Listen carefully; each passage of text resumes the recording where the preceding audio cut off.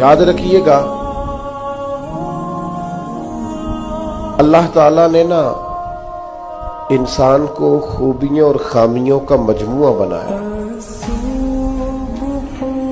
انسان کے اندر بحیثیت انسان خامیاں بہرحال باقی رہتی ہیں، تو چونکہ اس میں خامیاں باقی رہتی ہیں تو ہمیں اس کی خامیوں، غلطیوں اور بشری کمزوریوں سمیت اس سے پیار کرنا پڑے گا. اگر ہم یہ کہیں کہ وہ کوئی غلطی ہی نہ کرے، اس کے اندر کوئی کمزوری ہی نہ رہے، کوئی اس کے اندر بشری تقاضا باقی نہ رہے، تو پہلی بات یہ ہے کہ ہمارا یہ مطالبہ ہی سرے سے غلط ہے. اس لیے کہ اللہ تعالیٰ نے بالکل معصوم تو فرشتوں کو بنایا ہے، فرشتے معصوم ہیں، اور اشرف المخلوقات اللہ نے حضرت انسان کو بنایا ہے.